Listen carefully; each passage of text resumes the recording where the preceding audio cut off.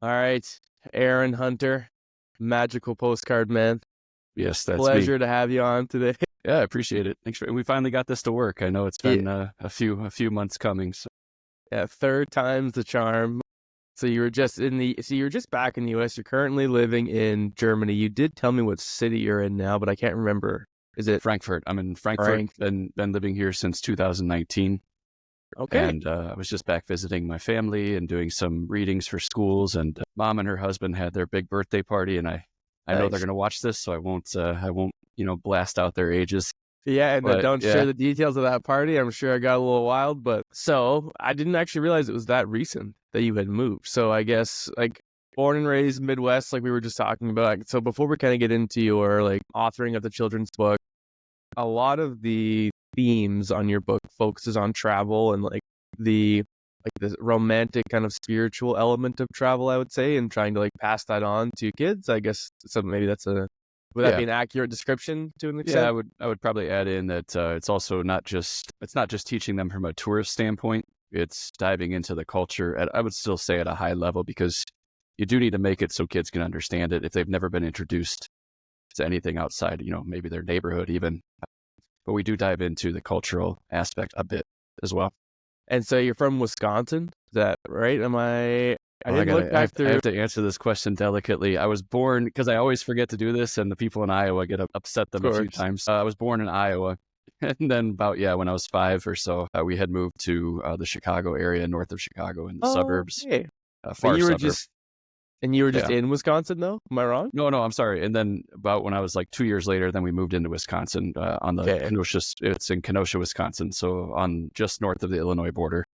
Okay, I didn't think I had that wrong, and I was panicking for a second there. No. It's right on Lake Michigan, directly in between Milwaukee and Chicago. Nice. And so, when did you visit Germany for the first time, and why move there in 2019? What's that? Oh boy, how much time? Honestly, all day, man, all day.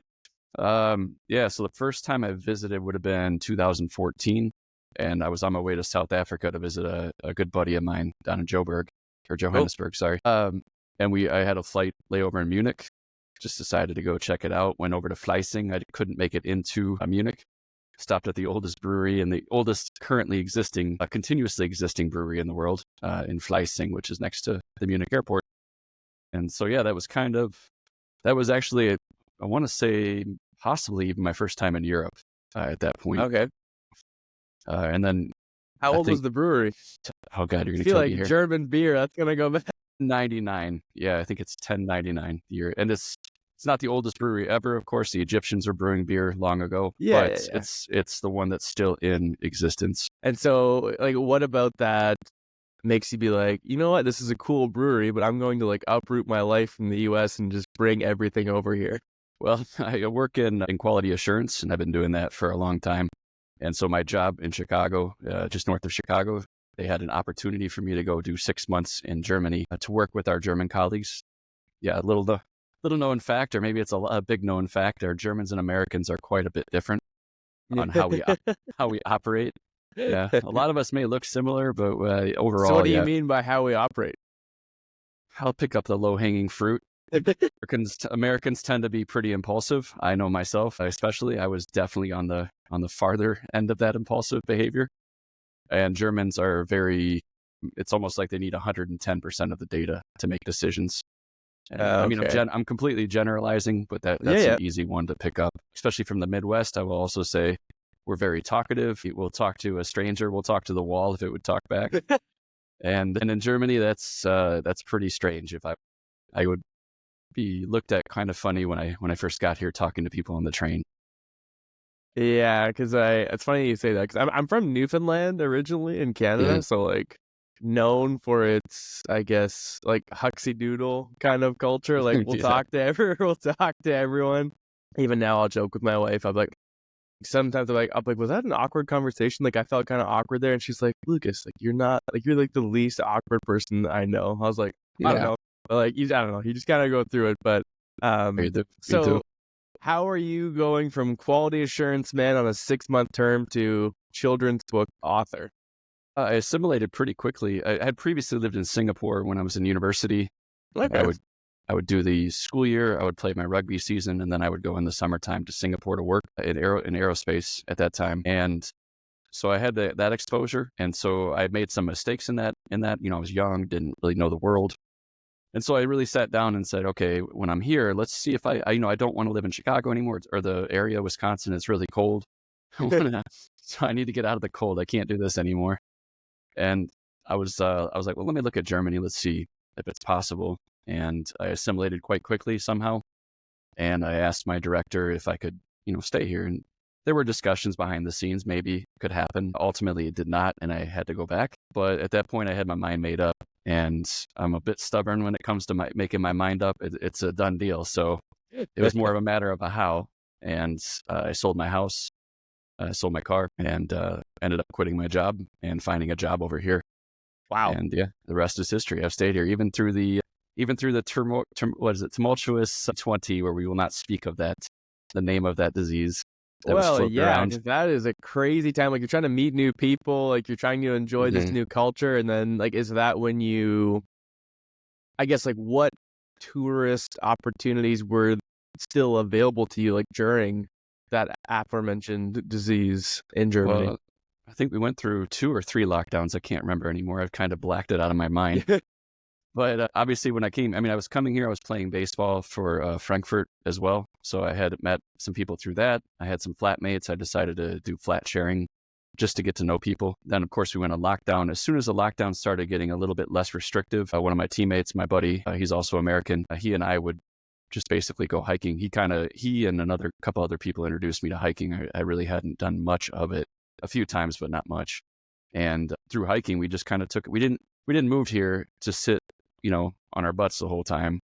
We came here to go experience life, and just, okay, let's make the most out of it. Lemonade out of lemons, right? And we started exploring the area. So I guess one of the only silver linings out of that entire debacle that happened around the world for us was we were kind of forced into exploring the area. And so I got to know Germany much better than I would have, because we would have been taking those 40-euro flights all around Europe if it weren't for that.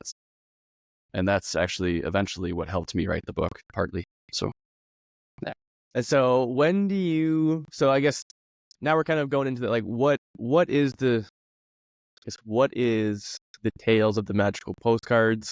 What is kind of the goal with that book? Like, what inspires that specific actual work? Okay. Well, I'm going to go ahead and I'm just going to say it up front, because I always forget to say this every time I read to the classrooms, whatever. Uncle Chuck, the character who writes the postcards and sends it, is a real person. And I apologize to Uncle Chuck. My mom, sometimes she'll come to the readings, or somebody will, and they'll say, hey, who's that Uncle Chuck? Because I will completely forget. And I'm not even kidding you. The librarian of the last reading, I read to her students 4 different times, different classes. And by the 4th one, she leaned over to my mom and said, does he always forget to talk about Uncle Chuck being the real person? Yeah, he's real. And he did write postcards. He wrote them when I was still in Iowa, so I would have been 3 or 4 years old, up until probably we got to Wisconsin, so around 7 or 8 years old. When he was traveling with the U.S. Navy, mostly at that point in time, it was the Far East.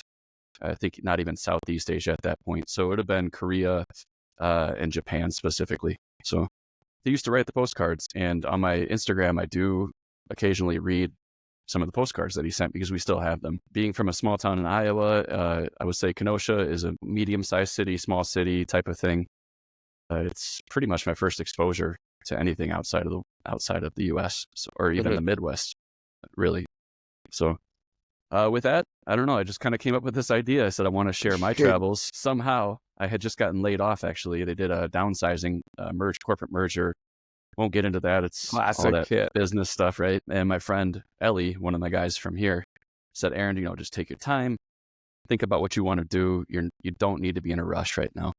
And so I took a train about 2 hours. Was it 2 hours west of here, to a small town to go hiking, clear my head. And on that 2-hour journey, I said, all right, I need to do something I love. What do I love to do, regardless of money? Just what do I love to do? And it's hiking, exploring, learning other cultures, trying food, blah, blah, blah. Okay, so what do I do with that? And there were a lot of ideas on that little 2-hour train ride. And somehow I landed on write a children's book. I said, well, I said in the U.S., I know a lot of us it's a pretty divided country at the moment. And what happened when I travel is I opened my mind to just completely other ways of thinking, not necessarily political, just in general. Mhm. And you're kind of forced to, right? Because if you want to meet other people, they're going to have different ways of being brought up through life. And so I was like, well, maybe the children would be a good time to start introducing them in my home city. I was just thinking Mhm. my home city, maybe where I was born. That was the scale at that point. And I called my friend in Berlin, and she and her mom loved it. So I said, all right, let's do this. And there's a big problem, though. I didn't know how to write creatively.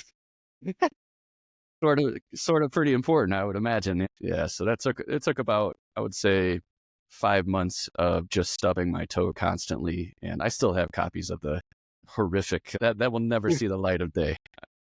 I don't know if I ever get famous, maybe we could do like a VH1 behind the music type thing. Absolutely. All of Yeah, the manuscripts just haunting you from the drawer.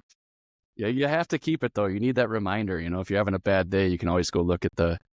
That's actually some of my YouTube videos as well. I keep them up on there. Some people delete them over time as they get better. Yeah. I keep them up there. I'm like, you Leave know what? everything. It's a good reminder. So Yeah, I feel like the first 50 episodes for me are just like a thumbnail of my podcast logo. So don't worry, you are already beyond the artistic point that I am at. And so I guess, what did you kind of do to improve your creative writing? Because honestly, I love to write.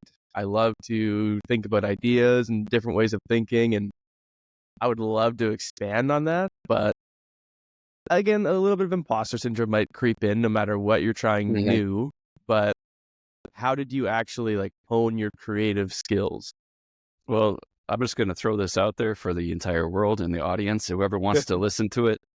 Nobody is completely successful alone or by themselves. I don't care what billionaire says it. Yeah, okay, I'm just little Aaron over here. Yeah. But indirectly or directly, you have help throughout the process of whatever you're doing. And for me, it was both. I had met with an author. So in business, you learn how to benchmark, you learn how to network. That's something that's a very important skill. And so that's a transferable skill into what I'm doing now with the book as well.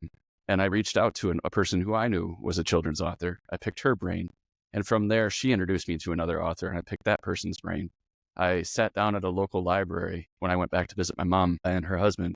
And it was, of course, I brought somebody with me. I didn't want to be some weirdo just sitting in the children's library reading a stack of kids' These books. are so But good. yeah, little weird looking. But I mean, I sat there. I reached out to one of my buddies from college. A lot of my buddies from university were or are currently teachers in the Kansas City area. Some of them up in Des Moines, Iowa, if you're familiar with that area. I think even Omaha. But I reached out to him and I told him my idea, and he really helped me work through the creative side of it. And he also connected me with somebody in his school. Shout out to Liberty, Missouri. They Nickname. Yeah, I got to give him a shout out. Yeah, because the English language arts department teacher named Taylor helped me as well with my grammatics. And yeah, I mean, it was just even the title of the book. I had a couple of titles picked out, workshopping them, and my friend's wife, who was also named Taylor, basically put it up for a vote in her classroom. And so that was, and also, my family, I had run it past I interviewed a few German friends of mine. As I said, I didn't want to treat the book as only, from a tourist standpoint. You can Google anything if you want to learn about tourism. I wanted it to be specific to the local as well, not just my own experience. And the second book will be the same. I've already interviewed the people, so I'll be taking it out of there. And I ran it past also another lady down in Switzerland. She's originally from Bosnia, because I wanted to get a perspective that was, yes, she had lived in the U.S., but outside of the U.S. type of perspective. Yep. And I had, if you look at my thank yous, that doesn't even begin to cover it, to be honest. So yeah, it was just really workshopping it, making mistakes, and which is another, here you could put it on your board of things. You only fail in life when you don't try or you give up too early. Everything else is an Absolutely. educational opportunity. So Well, it's like, was it I was reading the other day, it was talking about like successful failures. It's like, even if like, no matter what you're doing, like, let's just say, God forbid, 2 years from now, I decide to stop doing the podcast. It's like, well, I've still recorded 200 episodes of great conversations with people, and I've learned things along the way. So it's even if I like failed, it's like it's still a success because you're continuing to try things. Like that to me, I think is what makes life fun. Not even like the worth living, but just like it makes it enjoyable. Makes you like taking risks, trying different things, talking to different people. And so I'm just curious, like what other titles did you have in mind that like the kids that maybe you thought was like, oh, I'm gonna go with this one, but you're like, no. Honestly, it was all kind of a blur because it was just so much going on. I honestly don't remember. I can tell you, I don't remember what the other titles were. I will say the book was definitely more geared towards Christian holidays within Germany. And that was not by design. It was just kind of the friends I interviewed, their memories came from, and not only that, but it was also the last quarter of the year. And so I'm like, yeah, no, I don't want to do that because Germany's a lot more than that. Also, Germany's a lot more than just that time period of the year. So I decided to scrap a few of the things like St. Nicholas Day. Really cool holiday. I wish I could have kept it, especially if you would have started going down towards the Alps with the Krampus. But of course, I would not put that in there. I wouldn't put that in there, but I was literally thinking before, I wonder if you could do like an adult children's book. That's like scary. There are plans. Yeah, that would be fun. I think not for the children's side of things, but there's something with the YouTube, the Exploring Author brand that will be coming out next year as well, and it will be more geared towards the adults, maybe older kids as well. So how far in advance are you planning?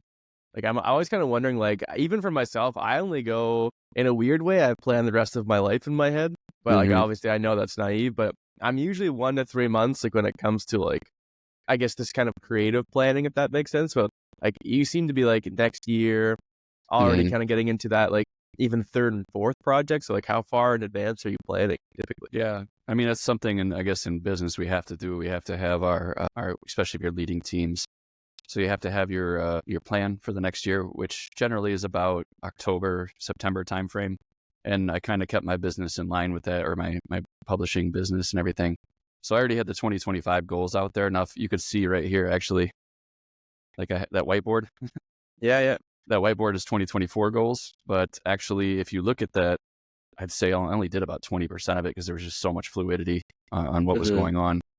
But then I take a look at the long range plan. So what are some of the things I'd like to see happen in the future?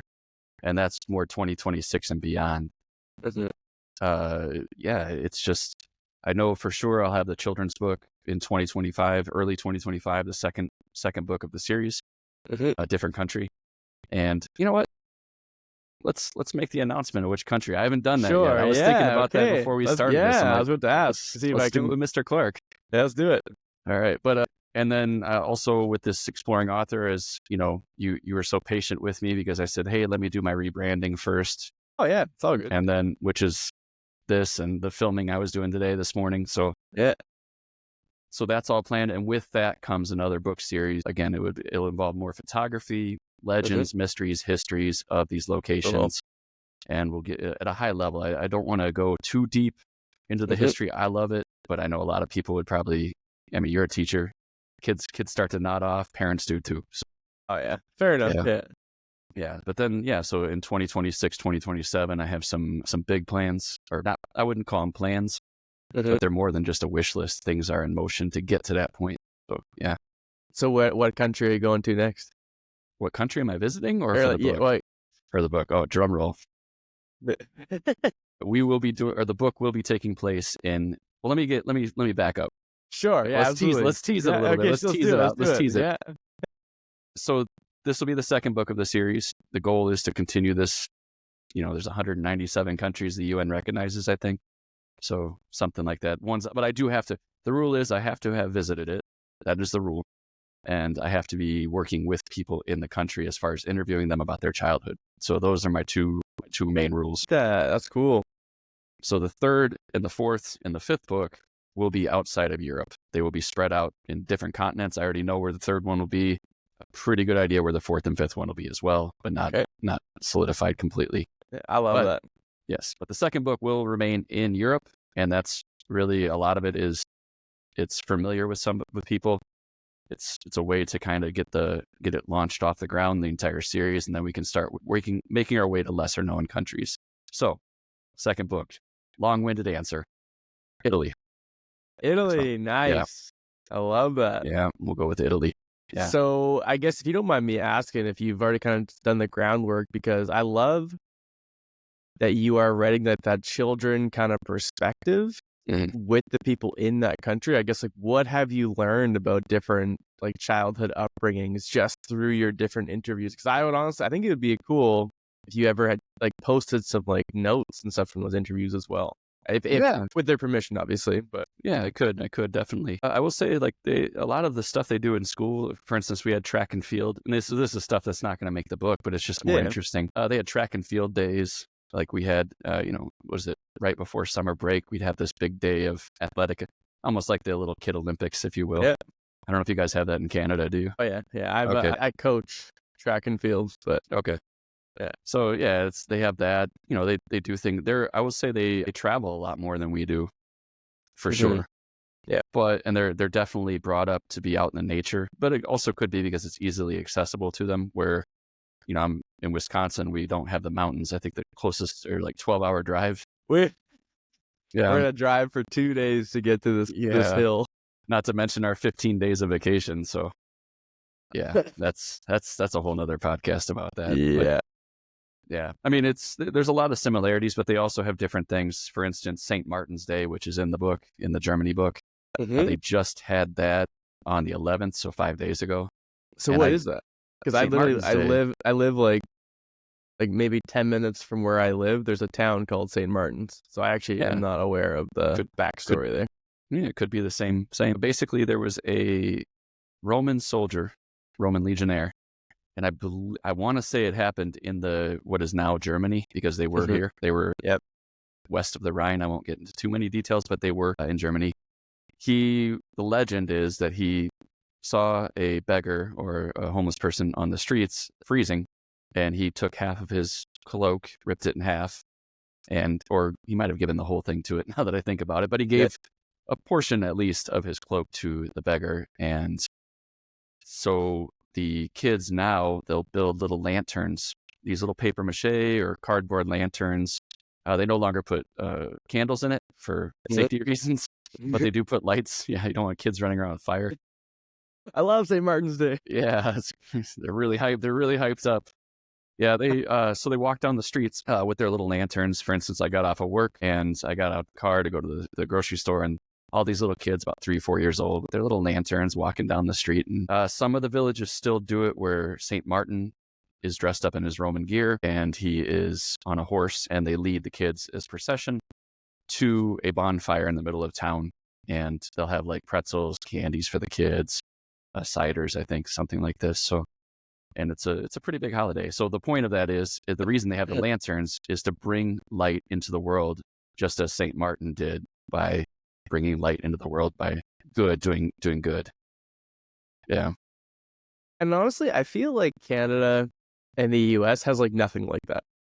And maybe I am generalizing a bit here, but I feel like when you go to Europe, again, generally speaking, there's all of these little kind of micro celebrations that they do all the time that everyone loves. And it's almost like it's cool to be a part of the culture in Europe, but here it's cool to be like anti-culture, which is just everyone sitting in their homes scrolling on their phones and kind of losing that community aspect. Do you kind of agree with that, or am I? Yeah, I do. And I have a theory on a very small anecdote as to why, my grandma, I think her mom and dad were from Sweden, I believe, and they were speaking Swedish in the household when they had moved here. And so up until she was about 5 years old, she spoke Swedish, but she went to school. And I don't know if it was because of kids making fun of her for speaking another language or what the case was. She just stopped speaking it. And I've seen other cases more modern than back then. But I wonder if that has something to do with it, where we're kind of like, you must assimilate fully, and then we lose a bit of that. Where, I don't know. That's my theory. I love nothing more than an anecdotal theory. Yeah. But did you have to like learn German like fluently to kind of work, or is it? If any of my friends watch this, I'm probably the worst out of all of us. I'm getting better right now for a number of reasons, but work as well. I still do quality assurance, and it's going to be helpful. And they do in the lunchroom, they'll speak German more often than not. And yeah, I think I'm probably about B1 level right now. So out of all my friends, I think I'm probably the worst. I was actually getting really quite good at it. And then for the last year when I was just working on my business, I just, other than going out to eat or something like this, I wasn't speaking as often. So it's Okay. easy to lose, even in Yeah. country. Because Yeah. even when, again, like I visited, weirdly enough, I spent 3 weeks in Italy this year, and I had never been to Europe in my life until this year. I was fortunate that I was able to be on a few trips, like chaperoning for students in Fort McMurray, where I used to live. Because I've also made the move to New Brunswick in Canada now on the East Coast. But as you've seen from all my ocean videos that I've been Yeah, your posting on the kite story, surfing. yeah, That looks kite awesome. surfing was crazy. I was like, because I guess like that place is it's about a 6-minute walk from the school that I'm at. But literally, like if I go grab coffee at lunch, like we'll get like 45 minutes to an hour. Do you know what Tim Hortons is? Oh my God, I haven't been there. I've been to Canada. Somehow I did not go to the Church of Canada in Tim Hortons. I don't know. I'm sorry. I'm a bad American for that. No, that's all good. Actually, it's because now we're only about an hour from Maine. Okay. And people are always like, oh yeah, we always go down for a drive once a fall to go get Dunkin' Donuts. That's kind of the classic thing around here to go do for a day. Could be worse, for I better guess. word. Yeah. It could be like Starbucks or something horrible. Yeah. But again, like being in just different geographical locations is just like, oh, like these people, like we were in Rome, for example, and it was 38 degrees. And some of the people in my group, like when we're coming from, like I think Fort McMurray in Alberta gets like up to minus 50 degrees Celsius in the wintertime. Maybe like we've had minus 53 before, even just last winter. And it has been the coldest place on the planet several times. So to move somewhere where you can just like now watch people surf in November, and then like when we were in Rome, it was people like, oh yeah, it's just a nice day, and like we're like dying of heat stroke. Yeah. Just seeing just the different way that people kind of go about living their life, I think it's just fascinating. It's fascinating without having to say why, which I think is interesting. Like you don't actually have to justify because people kind of just intuitively understand what is interesting about that. But can you share a bit about like where you went in Italy and like what, like, because it seems like in Germany you're not going to like Berlin necessarily. Like you're going to a lot of these like cool castles and you're doing these like little niche stories and these little legends. But I guess like where in Italy did you, like, again, apologies for the voice crack there. Where did you go in Italy to kind of see where you would want to write about and include? Yeah, the voice crack keeps us young, right? It's like old man puberty. I gotta straighten my chest a bit here. Yeah. By the way, just a quick 38 degrees for your American audience is, I think it's closing in on 100 degrees Fahrenheit. And minus 50, I think, is about minus 55 Fahrenheit. Yeah, I don't know how that works. I know like 0 is 32 or something, but I don't know. Yeah, 0 is 32, minus 40 is minus 40. I found that out the hard way one winter visiting my family. So it's cold. Interesting. So weird. Yeah, so I've been a few places in Italy. One of my favorite stories is I had my buddy from my baseball buddy, Jason. He called me up one day on a Thursday, I think.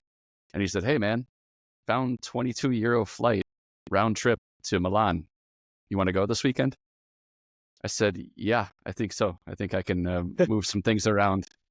And so we spent the entire... move some things around. I think we can handle this. So we left on a Saturday morning and we spent, I want to say it was like 22 or 23 hours in country. So we were just basically, we flew in, we got in somewhere, I think it was like around noon maybe. Took the bus into the city because we were at a different airport. And yeah, we just spent kind of touring, had some Negronis because they're pretty famous for Negronis. I think with everything all said and done, I think I spent less than 100 euro for the entire weekend just flying all, and that's flight, everything. So that was pretty amazing. It's a great day. Yeah. So we did the Milan thing. And did you go to the huge? I can't honestly, in a weird way, even though I taught history for a few years, I'm doing something a little bit different this year. But I'm so bad with remembering names of places. So like obviously I know Milan, or Milan, and did you go to the huge mall, like with the the golden roof over it. Yeah, what's it called? Yeah, it's right in front of the cathedral and everything. Yes, I did. I did go in there. Milan is a pretty interesting place. It is cool. Yeah, you got the very, very high end areas for sure. A lot of shopping districts.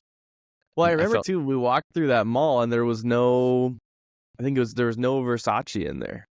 And I was so disappointed because I knew that was like the peak or the origins of where that brand started. So I figured that would have been, and maybe my own bias is coming out because I watched American Horror Story or Crime Story like a week before or a few weeks before. And that was the main thing that we watched. But so were there any like weird legends or stories of Milan, or is it just like what I guess, what are you trying to convey in children's form about Italy?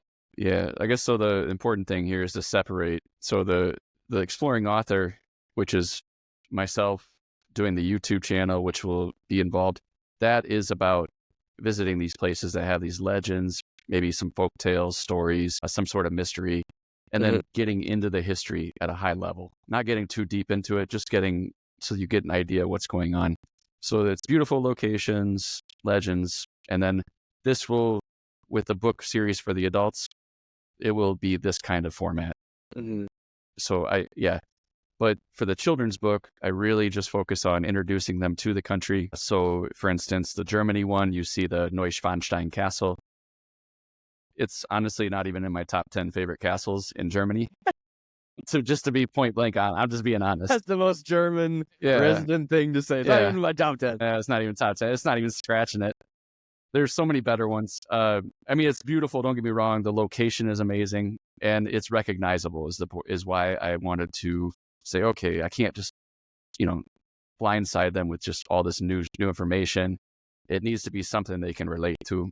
And of course, Neuschwanstein, the Disney castle, was basically made based on that castle, the real castle. So it's the real Disney castle, which I could not write in the book because I didn't know if there was some kind of legal ramifications for writing that. But just including Disney, you never know. So Disney, and it's the same thing with Italy. I'll probably do something Colosseum, probably do something with Venice in a gondola, something maybe they have seen, but from there, then we deviate. So in Germany, for instance, I start going down as a segue that there's over 20,000 castles. I think actually now they're saying over 25,000. So I've heard estimates up to 30,000. So I went on the conservative side and just said 20,000. So there's over top 20. 10 does get hard to crack. Top 10 does, yeah. I guess you have to start to differentiate. Is it in the South? Is it older? How younger? But then, so we start to go in there, and then we start to get into like the festivals like St. Martin's Day, Carnival, the Rio de Janeiro one. So don't worry if anybody hasn't bought the book yet. It's child friendly. Yeah. And then, getting into Oktoberfest again. Wait, what is the Rio de Janeiro festival? Carnival. They also call it Carnival. Oh, okay. Carnival. But yeah. Yeah. So why is it like not safe for work? Like what is the... no, it's... no, I don't know, but... Oh, yeah, no, it's like clothes are at a minimum, this type of thing. Yeah. I mean, so no, it's a child-friendly carnival because it also gets a little bit of a party atmosphere towards the evening.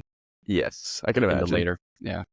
Oktoberfest, of course, again, there are like family-friendly parts of Oktoberfest, so I do show that. And honestly, there's nothing non-family friendly that's going on. But no, yeah.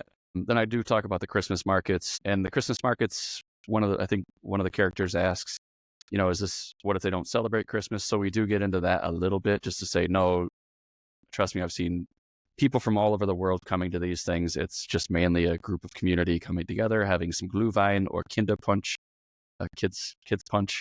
Nice. And, good food. It's just a good atmosphere. So we get into that a little bit. And with Italy, I have some really amazing things that I got out of the people I interviewed. And I'm really excited about it. It should lead to some pretty amazing illustrations from Victoria. Yeah. I was also taking that into consideration. There were some pretty cool topics they brought up, but I'm like, I don't know if that's really going to translate well with the illustration. Yeah. So, but that's what the book is about. And then I do more of the history and the mysteries and the legends for the YouTube and the exploring author. Okay, so so I guess talk to me about like your rebranding process. Is that kind of like you're trying to get that split a little bit of like still having the child friendly, but also kind of having that adult like legends stories section of your work as well? Yeah, I mean, I'll still, from the Exploring Author, I will still promote my children's series. Yes. But what I'm trying to do is make sure that I'm not putting this kind of stuff, like for instance, on my Instagram with my children's book, because Mm-hmm. it kind of takes away from what that is. Yeah. And I don't want to add confusion. So I said, okay, I have to separate this because it's not. And also, I met with one of my friends in Singapore. I met with her, and she's kind of a marketing guru. She realized I didn't really know what I was doing marketing, so Mm-hmm. she gave me a lot of good pointers. And she said, eventually, you need to brand yourself as an author. And it just kind of came like it was like, okay. So I started doing the YouTube, trying to figure out how I was going to do it. And at some point in time, you get this, like probably with your podcast too, where it just clicks. You're just like, this is it. And what do I love to do is I like to look at the legends and the history. And then I go to visit these places that are maybe not so well known on the tourist trail. Mm-hmm. And yeah, that's kind of how I came up with the idea. And then I said, okay, let's brand this. And one of my friends who I met through the book series, actually, she works in Kenya, and I brought her up to you one time. Yep. She does art therapy for kids in Kenya, and she's originally from Alabama. She's incredible with this art stuff. And I was like, I don't really know what I'm doing. I'm not very artistic other than like writing and stuff. But she just, all of a sudden, like the next day I woke up and boom, she had messaged me while I was sleeping, like, hey, I have all these things. Take a look at them. And she came up with basically all of the concepts for the color palette, which is important, which is what I'm wearing right now. It's part of the color palette. Okay. Yeah, it's something that keeps you recognizable as a brand. She came up with like the YouTube thumbnails, how I would be doing this. Even eventually I'll start putting things on Pinterest. I just don't really know how that's going to work at the moment. Yep. So all of these things she really helped a lot with and opened my eyes like, oh, okay. So now everything I do is with the brand in mind. So, Okay. Yeah. So I guess like what were the hidden parts of branding that you weren't really aware of? Like you're going for marketing and now you're kind of changing like the clothing and the look and the color palette. Like those seem like very specific things that even myself, like I wouldn't necessarily think of. So like I even think of, do you know who Andrew Huberman is? The Huberman Lab no. podcast. He's like a famous like psychology podcaster. But I've always thought it was funny because he wears the exact same black dress shirt every single day. Like his closet is literally like, I think it's like the classic like TV character where they open their closet and it's like all the same outfit. I think it was like Dracula. I was watching Hotel Transylvania the other day, went for Halloween with my niece and nephew, and it's like all the same outfits. So is that kind of something that you are like embodying as like maintaining like a bit of a similar appearance most of the time to kind of keep that brand, especially online? Yeah, online. So I mean, it's not so it's not like changing who I am by any means. I mean, But you know you're what I mean? being more So, aware, like cognizant. Yeah. and all this stuff is new. I mean, from again going all the way back to writing the book, I've never been in I've been in pretty much everything you can think of within business. Quality, operations, logistics, sales, even. But I never had done marketing, and I had never done branding, and so all of this stuff is as well. I've never filmed anything really. I mean, really, like truly. So everything is a learning experience. My photography skills, again, that's another thing that I'm really honing in on so that I can do this book series. I'm working with photographers to teach me some, tricks of the trade. I'm practicing making mistakes. And it's the same thing with the branding. It was just like, all right, I need to figure it out. And again, it took, I think for the filming, I was doing YouTube for about 4 or 5 months now. And I just wasn't really sure the direction. And one day it clicked and I'm like, okay, now that I know what, now I need to understand, okay, what goes into it? How does this, it's almost like a caricature or a character, what does this character look like? What am I trying to convey here? And then that's kind of where this went. So am I going to wear a tuxedo where I'm talking about legends at a castle? Probably not. Right. But also I don't want to look sloppy. So there has to be a concentrated effort and a plan and a direction. And now that direction's in place today, I'm telling you, it was the best I've shot, but the best filming I've had so far. I love that. So do you have a volume goal for how much you're trying to post, like in your long-term plans? Like it's like, how have you kind of getting more on like the technical side of it? How do you kind of do that stuff? That's a bit tricky because right now I'm trying to balance, the head of quality for a company Yep. which has its own. Obviously, I have to put priority on that. But what I'm at the moment trying to do is build up the pipeline again. So I want to have, now that the branding's done, I let everything else run out. So on Sunday, which I'll post tomorrow, that episode will be the last one that was pre-branding. And so now I'm working on getting it built back up. I write the scripts, I do all that kind of stuff for it. And what I'm trying to do is build up that pipeline right now. And I don't want to go blow through them just because right now it's rainy season, as I call it in Germany. It's winter. So I have to kind of be careful. But the good thing is, like, a lot of these locations have multiple legends, multiple stories. Today, I didn't get into legends. There were actually real stories. I just found them to be incredibly interesting. So I went focused on that as part of the history. And so, so right now, to answer your question, I don't have a set amount. I would like to do one YouTube short, one YouTube main episode per week. At the moment, it'll probably not be until the beginning of next year that I'm able to do that. I also will have part of my 2025 goal in January. I'll be purchasing a new camera. So it'll be a proper good camera. Well, that's kind of the good camera. Yeah. Well, even for myself too, like, I know for podcasting, some people use like the continuity cameras on like iPhones and iPads and such, and I'm learning those kind of subtle things as well. But I would like to actually, like, I have an empty basement down here for the most part, and trying to get like a little kind of studio together and get some local people in and actually have like more in-person conversations. I feel like it's the like the non-sexy part of this like creative process, but it's also the fun part. It kind of makes it interesting to kind of make it more for yourself. So I appreciate you sharing. I don't want to pry too much into like your business plan and stuff, but I always think it's interesting, like seeing like I know we have these creative ideas, but what's your long-term thinking like to actually make it something tangible and long-term and effective, I guess, is kind of the goal. Well, I mean, the first step is going to be taken in end of March when I launch the book. It'll probably be actually in April. So that'll be the first step. You can't really call it a series if there's only one book. So you have to make an actual series. So that's the next step. Then also the next step for the exploring author is getting that camera and beginning the work on that book as well, that book series. And I'm going to be I'm not just going to be focused only in Germany. Right now I'm trying to go visit Lauren in Kenya for about a week. Go spend some time working with her kids. Just doing some stuff like that. That'd of course, cool. Safari, why not, right? You're there. And I told her I'd like to dig into a little bit of that. We're going to be in Kyrgyzstan and Kazakhstan for just a personal trip. It's a wasted opportunity if I'm not at least filming a little bit of it. So I think do you find it's almost, sorry, I didn't mean to interrupt you there, but do you almost find that's a weird part of doing this content stuff where you're like, now I need to do content all the time, or else like I do things and I feel like I'm wasting an opportunity to not. Like, it's almost weird to be fully present in a sense, because you're like again, being a teacher, like, we'll have funny staff room conversations and I'm like, this would be excellent to have on the podcast, but like you that it comes into your mind.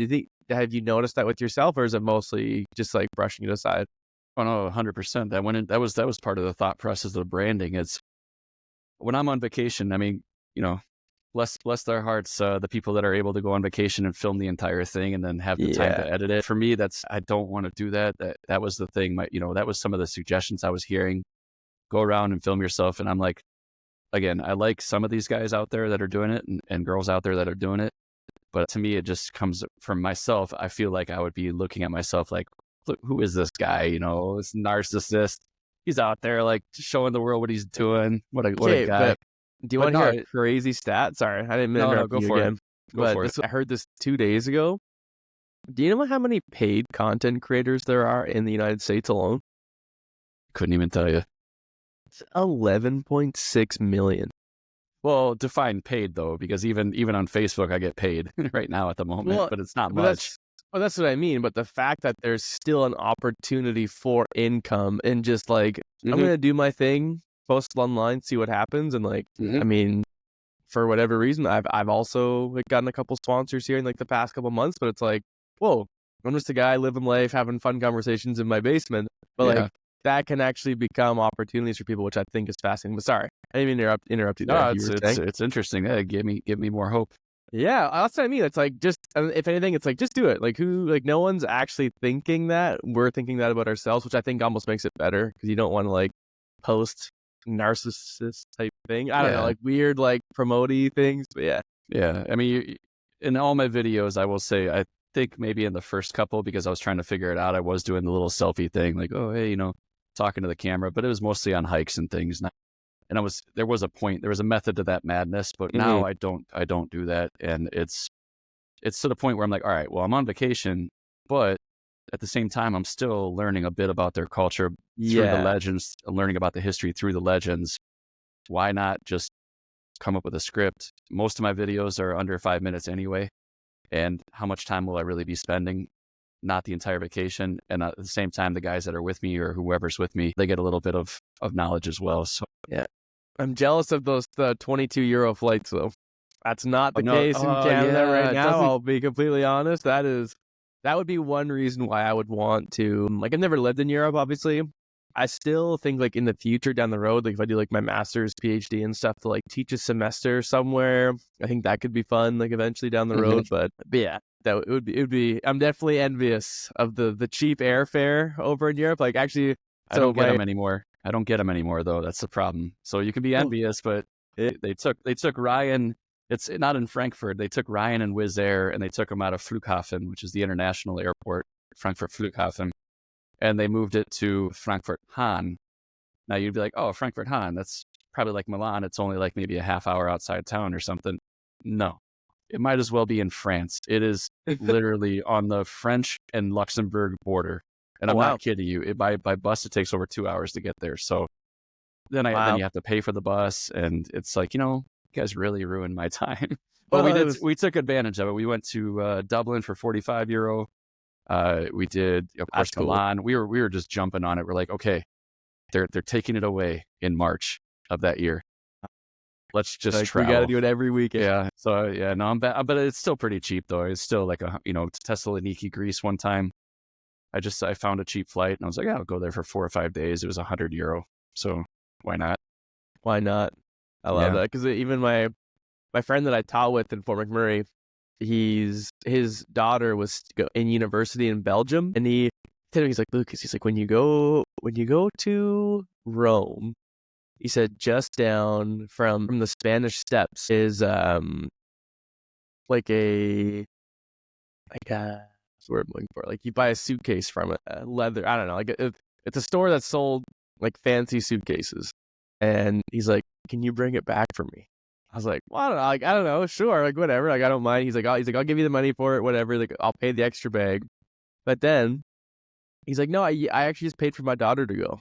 She got like a return flight to Rome from Belgium for like 50 euro. She went and got the suitcase, brought it back, and then when she went home for Christmas, brought it to him. Yeah. Madness living. Like, it's almost like watching people surf in the ocean in November. I'm like, this is just not something that I am used to in my world. But yeah. Well, you get like July and August, because that's when basically all of at least Western Europe shuts down, because it's when the kids are off of school, families are traveling. So at that point, the airports are really busy. Make sure if you are traveling in Europe at that time, make sure you're getting to the airport even earlier than you normally would. I would suggest. But yeah, it's the ticket prices are going to be a bit more. So what will cost me maybe 110, 120 euro to get to Rome round trip in December, or not Christmas time, but January, it will cost me maybe 350, which is still, I mean, to get nothing. I flew to the Chicago O'Hare round trip through Lisbon, and it was 350 euro round trip. When I got there, I wanted to fly to Kansas City to see some college friends, and it was $500 round trip was the cheapest I could find. So it was cheaper for me to fly, significantly cheaper for me to fly. But on the other hand, too, my dad was going to fly over here. He said his flight was, he lives in North Carolina. He said his flight was like, $1,200, $1,300.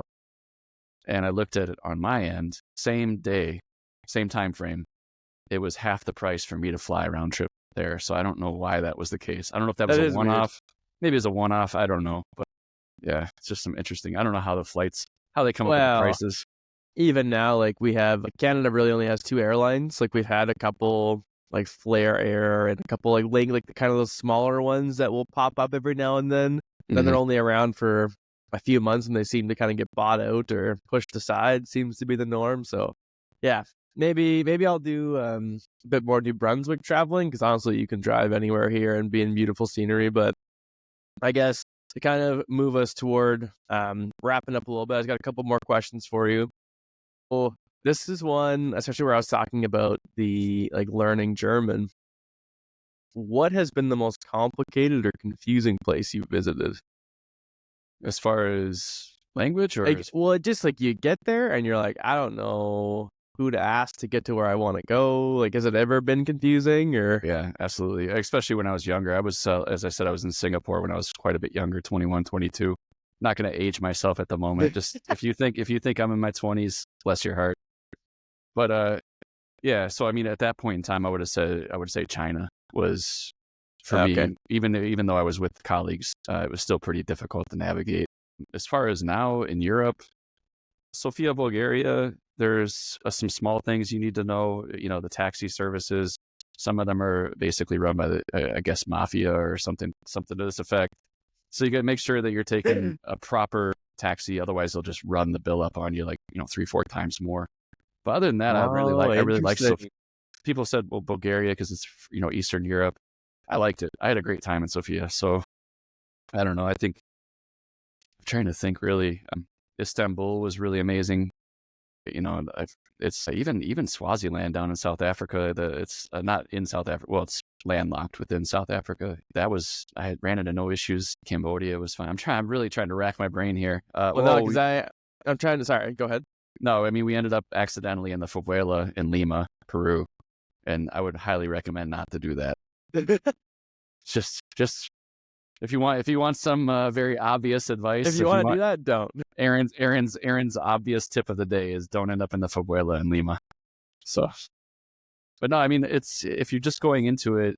I mean, if you're going into it with a mindset that it's going to be like almost like your home country or your hometown, yeah, then you're going to run into issues. But if you know, we're not in Kansas anymore. Yeah, exactly. I mean, I would say India. I do want to visit India, but I know especially as I get older, I kind of like my quiet time, and India is not the place to go if you want quiet time necessarily. But I know you just have to mentally know that, okay, it's going to be pretty crazy. There's going to be a lot of your sensory overload. And as long as you know that, then I think you're going to have a great time. And also when you're traveling, take it like, it's not going to be 100%. It's Instagram versus reality, right? Yes. Instagram versus reality. If you go in thinking it's going to be like an Instagram where you're holding your girlfriend's hand as she's running towards the ocean, you're going to have some rough times, but especially in Southeast Asia or in different parts of the world, But I would love to visit Cambodia.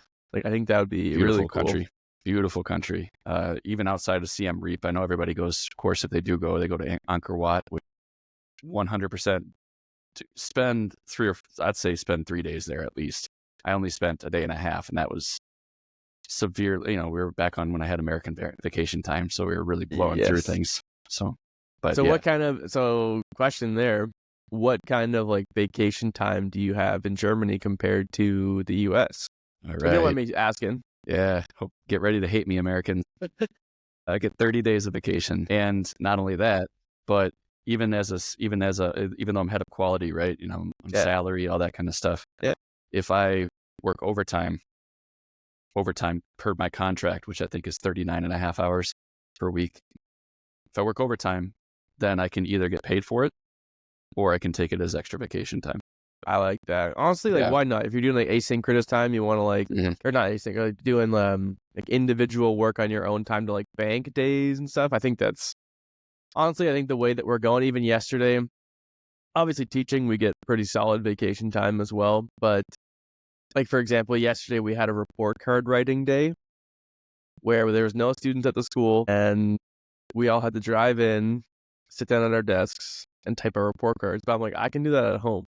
So I think like even like some places in North America are slowly catching up to that, but I think we're gonna start to see a lot more autonomy. I think I hope in our sectors. I think no matter what your sector is, kind of moving forward, which is obviously nice. But I think I think the first thing I'd like to see in the U.S., and I've seen more vacation time, or at least they get their 20 days sooner at some of the companies that I used to work for. But I would like to see that sick time where you get 5 days a year. To me, and then you have to start using your vacation. I really hope we can eventually, kind of move away from that. I mean, I think the fear is that people will take advantage. And of course, I mean, there are people that do, but Yeah. for the most part, people aren't really taking advantage of it. So I know it's always like the fear of like, no, people are going to use everything, but most people are trying to do their job and live their life and whatever. But so one of the last questions I've got for you is, even for myself, I thought about this a lot, being involved in some different travel opportunities this year. Of like, people will often say like, oh, travel is the best educator, and like traveling is going to like open your eyes, and that's just what we tell our students, that's what we tell ourselves. But obviously, outside of those general kind of eye-opening experiences, like, what has travel given you that maybe you didn't expect? To add on to that, though, I did talk to the students in my hometown, and maybe the schools where their socioeconomics are not high. And I say, okay, obviously maybe travel isn't realistic for some of the families. So another good thing to do, the good way to experience culture, is try the food. And, we live in, I think Canada is the same from what I've seen, but US as well, such a diverse, Germany as well. Go try a different food. Don't just do hamburger or like meat and potatoes, right? And I did tell the kids that I think it's another good way. And don't be afraid to ask whoever owns the restaurant, if they're from a different country, ask them questions. They're going to answer. More than likely, they're going to answer. They're going to love it.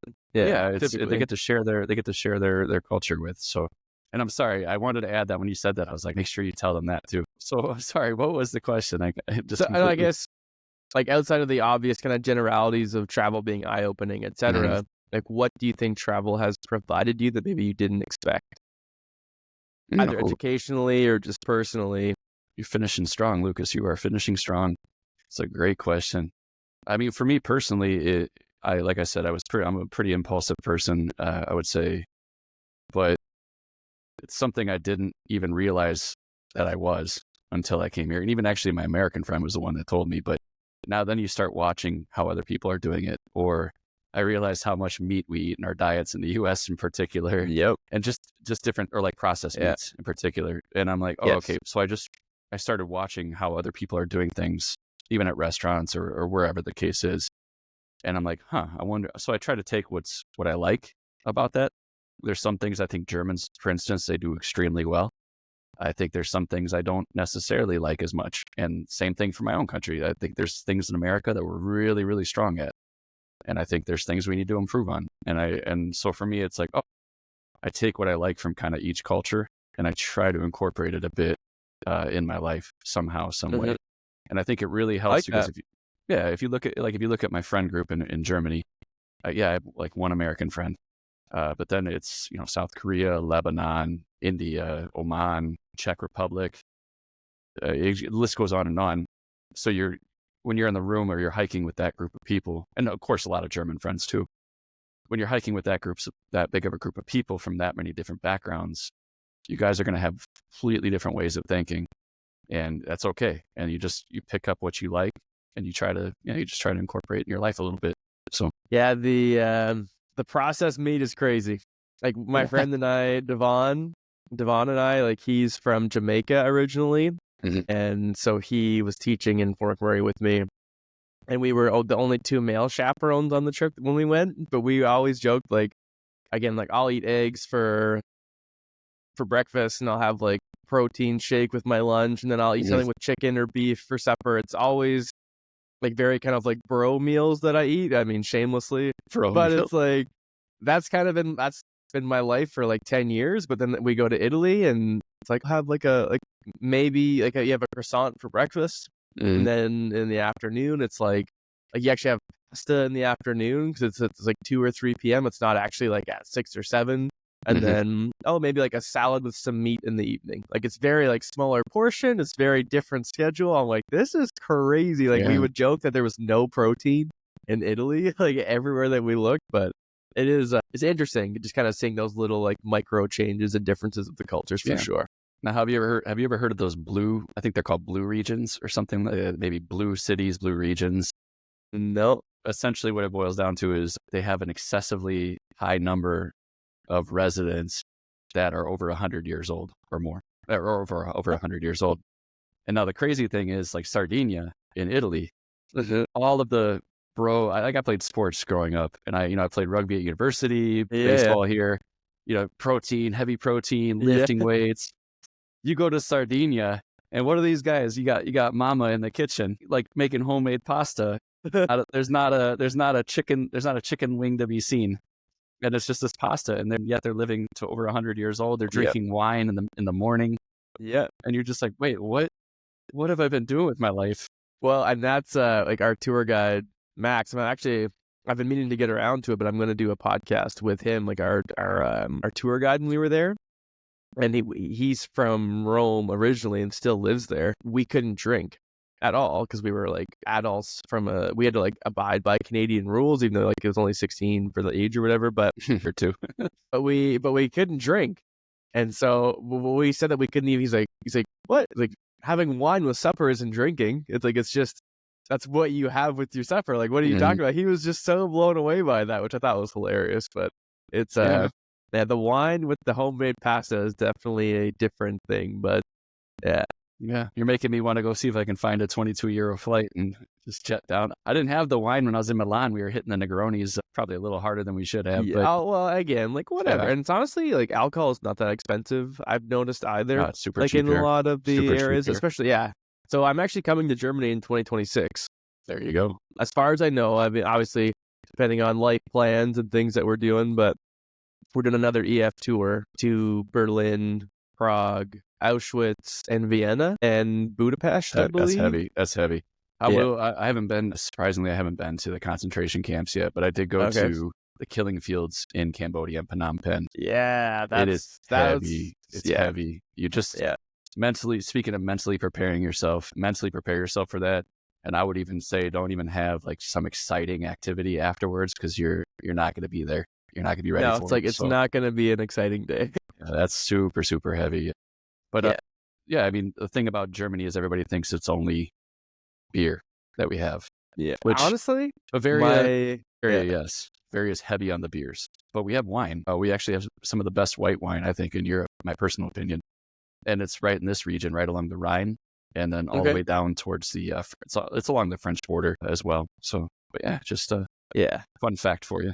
Another thing that was interesting was because on the last trip, like we drove from Paris into Lucerne and then like Lucerne down into, so I went to Lake Como actually as a stop, but seeing like the cultural mixing along the borders of like, oh, this is like the Swiss French region and this is the Swiss German region, and like how like different everything is like meshed in those areas. And that's kind of like Europe just seems a lot more like transferable is the wrong word, but it's like you can leave France but still be like feel like you're in France if you're on like the border of Switzerland, if that makes sense. It's kind of like what I've noticed from like the tour guides that we had, especially. Yeah. Well, Lucerne's an interesting town anyway. Notice how I said it the German way, you said it the French way. Lucerne, yeah. But yeah, that's an interesting town because there's two ways to really pronounce it: Lucerne and Luzern. And Switzerland is insanely expensive. Yeah, that was. There's a way. There are eye-opening. There are ways to get by. We had my friend in Berlin, part of my hiking group, planned a big. We do once a year. We used to do a big hiking trip, and we did it in what was it? Innsbruck, not Innsbruck. I always forget. I always get the Austrian city. I think it's Innsbruck.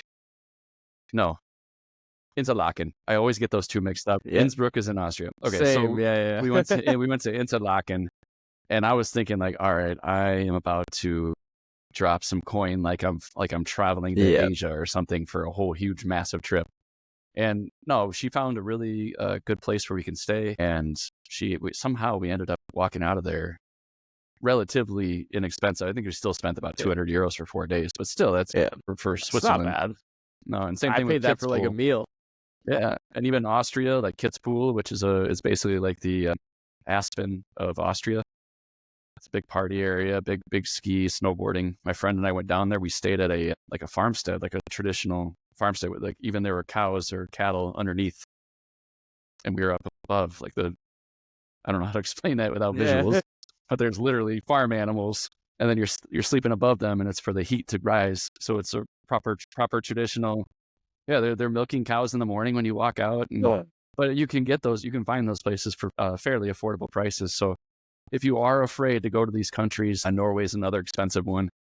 There Yeah, are ways. Scandinavia, I've heard Scandinavia's that actually I don't really know how to work around that one, but there are ways to go. Or if you want to just go to the Alps and you don't want to spend the Swiss money, you can go to Austria or you can go to France. Yeah. I'm excited for like Prague and Vienna and Budapest because honestly, the trip I went on this summer, again, we spent like a day or two in each major city, which I know is not long enough to experience really anything. It's more so just seeing the sights and move on.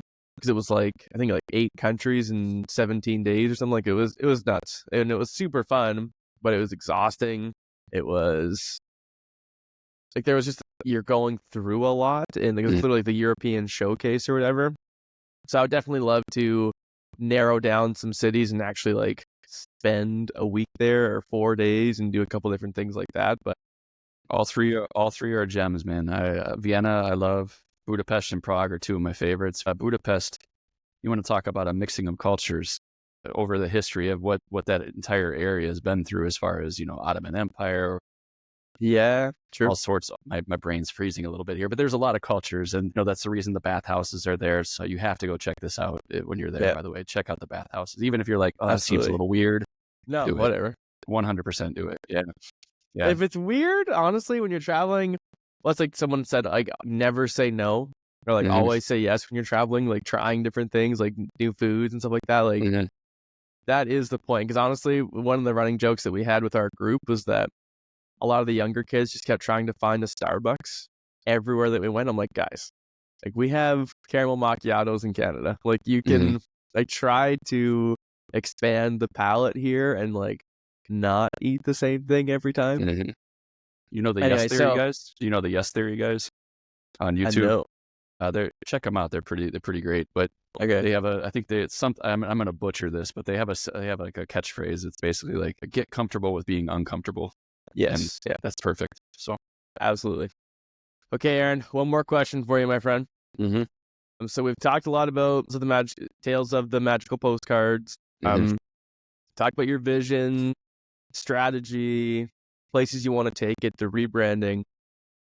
It's a lot of learning involved in that.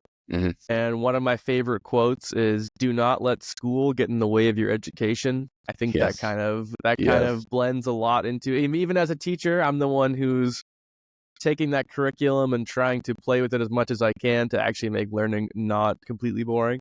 A bit more difficult this year, learning a lot of new stuff. But with that quote, "Do not let school get in the way of your education," I guess, what have you learned that has helped you kind of throughout all of this that you wouldn't have necessarily learned in a classroom? Even like networking you were talking about before. Like what are the things that you have taken away from this experience? I mean, a lot. University was great. I'm glad I did it. I needed to grow up. That was a great baseline for me to get going. Without it, I think I'm glad I did it. Is it for everybody? Maybe not. Weigh your options for sure. But from this, I would say definitely starting something and finishing it. There are oftentimes I would catch myself, and I know my mom will say this too. I would start something, or I'd start a few different things, and then I'd kind of lose interest in it. And this is the one thing I would say, one of the things, not necessarily the one thing, but one of the big things where I've said, okay, I'm going to do it. I stumbled so hard to begin with, kept going, and I stuck with it. There was about a month where I took off because I was just really stuck. But after that, I'm really, really glad that I stuck with it and I just fought through it. And the game, same thing with the marketing and everything else. If you look at what I was doing last year, there wasn't a lot of direction to it. It was just kind of like, well, the book's award winning. The book, it speaks for itself. Yeah, but you could have a diamond in your hand, and if nobody knows about it, it might as well be a piece of coal.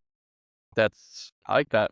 That's the, you got a lot of phrases you can put up on your website or something. A lot of nuggets here today. I'm liking it. Yes.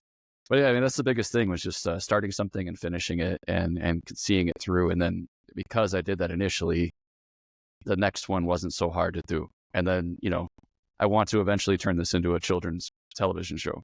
and I want to take these things to that next level. And I made some contacts, which I'm hoping I come like through. it. But the point is, it's like, all right, I know the first time it's gonna probably stumble. So okay, but each time it gets a lot easier to just push through the stumbling, push through. And so just get through that first one. That's the big key. And one day Uncle Chuck will make it to the airwaves. So Uncle Chuck has made it to the airwaves. He's getting my mom says he's getting a kind of a big head though. So there's a class in Chicago, Miss Curry, she works with children on the autism spectrum, and they got really, she read the book to them and they got really fixated on Uncle Chuck for some reason. They're the only group that has gotten so fixated on him. And so Uncle Chuck did even a video he's up in the UP, Upper Peninsula of Michigan, part-time. Sometimes he's in Pensacola, Florida. So he did a little video for them, and I put it on Instagram, and the kids loved it. And then now he even shot, while I was back in Kenosha for my mom's birthday, he made 2 episodes with me, or not 2 episodes, 2. One of them was just an announcement about the second book. The other one was I actually read a postcard that he had sent me, and he explained where he was at the time, and then I read it.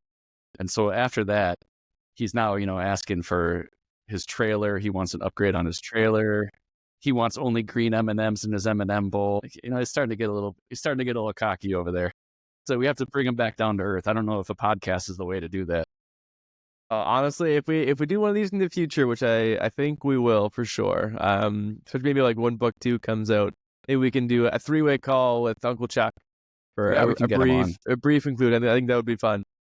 He's an interesting guy to talk to. I mean, he's seen basically almost all of the world just through the Navy. He was a captain in the Navy, so he got to see a lot. He's got a lot of wisdom. Although, if he's listening to this, don't keep your head small. Keep your head small.